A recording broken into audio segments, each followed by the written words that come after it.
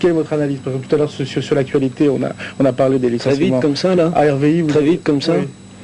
Ben, je vais vous dire, j'ai honte du monde que je vais laisser à mes petits-enfants. Aujourd'hui, c'est la réflexion, Ah oui. c'est pas du tout positif. Oui, ah non, pas du tout, non. C'est même entièrement négatif.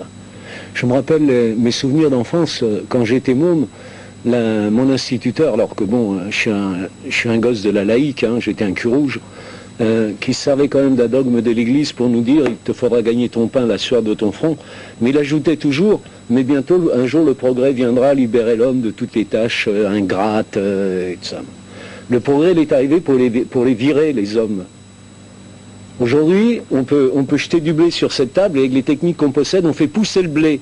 Il y a des gens qui ont faim dans ce pays alors qu'on jette du manger et je vais laisser ce monde-là à mes petits-enfants. Oui, j'ai honte. Dans un monde où on sait faire, qu'il y a encore des gens qui aient faim, je trouve ça dégueulasse. Dégueulasse. Et qu'est-ce qu'on peut faire?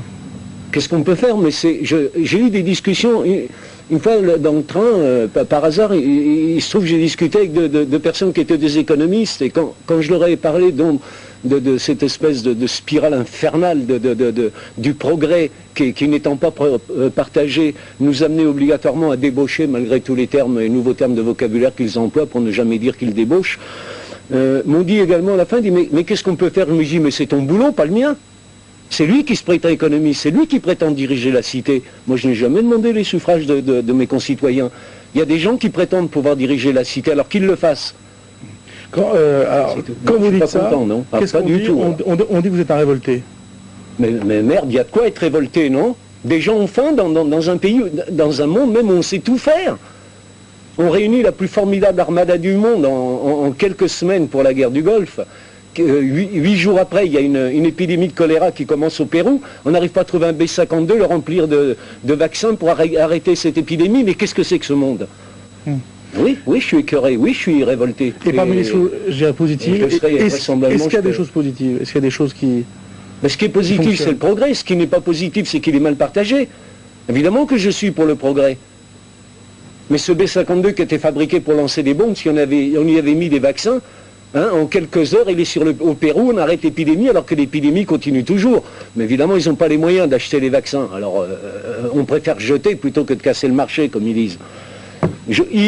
Mais qui sont-ils? Ils se sont tellement mis au bord du trou, maintenant ce sont des structures. Est-ce que vous répondez? Parce que j'imagine que vous aimez dialoguer avec ces gens-là, vous voulez faire avancer, c'est pas être révolté pour être révolté. Oui, mais à partir du moment où ils ne veulent pas toucher aux structures, au sacré-saint vaudou du pognon, parce que tout le problème il est là.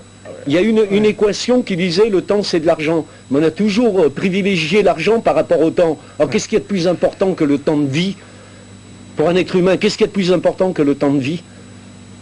L'oseille, c'est plus important. J'ai jamais vu un coffre-fort suivre un corbillard.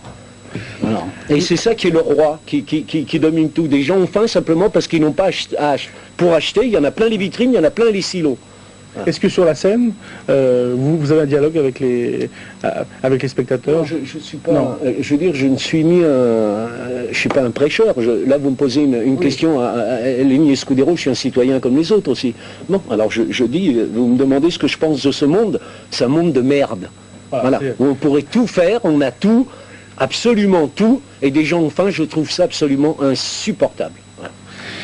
Lenny Escudero, donc ce soir à Saint-Genis-Laval, donc voilà, on va la rappeler, salle d'emblée de Basse-Barlow. Au moins vous parlez naturellement, hein, vous pouvez exposer votre point de vue même sur TLM.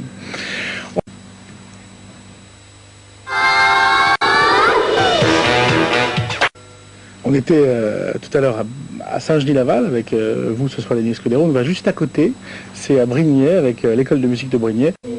C'est pas facile d'apprendre la musique. Hein. Non. Est-ce que vous trouvez ça beau? Est-ce que c'est positif de voir des enfants qui apprennent la musique? Ah oui, c'est merveilleux. Donc c'est un peu, je dirais, à l'inverse que tout à l'heure, il y a quand même des choses qui se passent, la vie quotidienne peut être belle. À l'inverse. On ne va pas parler de vous donner tout le détail, tout n'est pas entièrement négatif, les enterrements marchent bien aussi. Hein? Non, évidemment, ça c'est merveilleux. Et puis de toute façon, les mômes, je suis toujours attendri par les mômes. Enfin bon. Michel Thierry, prenez le micro, tiens donc, c'est le maire de Brignais. Donc quand est-ce que vous nous faites une école quoi? Attendez, j'ai envie de réagir en 10 secondes sur Lenny tout à l'heure. Je partage tout à fait son point de vue. Lenny, je suis le maire d'une commune et conseiller général. Je veux dire, vous l'avez dit dans des mots très brutaux, mais vous avez tout à fait raison de nous ou d'interpeller tout le monde. Mais j'ai un message d'espoir à vous donner, il est dans la salle. Nous avons l'adjoint au maire de Saint-Genis-Laval, Jean-Luc Borel, et sa communication. Et Saint-Genis-Laval vous dira ce soir, vous l'entendrez. Vous entendrez Saint-Genis-Laval. Il vous dira qu'il y a un petit garçon qui s'appelle Guillaume, qui atteint la leucémie et que c'est toute la ville qui s'est remuée, qui s'est mobilisée pour lui. Ils vous en parleront, vous verrez. Pour revenir à l'école, oui, Régis a raison. Ils sont à l'étroit. Nous allons revenir provisoirement en milieu scolaire et puis après, pourquoi pas? Ah bon, ça fait partie quand même des projets. Oui, ça fait partie des projets. Pour que l'école soit chez elle. Tout à fait. Bon, vous êtes vice-président du conseil général. C'est un élu qui est en face de vous.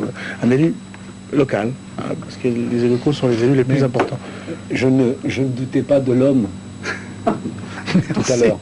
Tout à fait. Je parlais de certaines structures dont ils n'arrivent pas eux-mêmes à se débarrasser. Nous partageons ce point de vue. Un discours un peu improvisé, c'est normal. Tout peut arriver. C'est le titre de l'émission.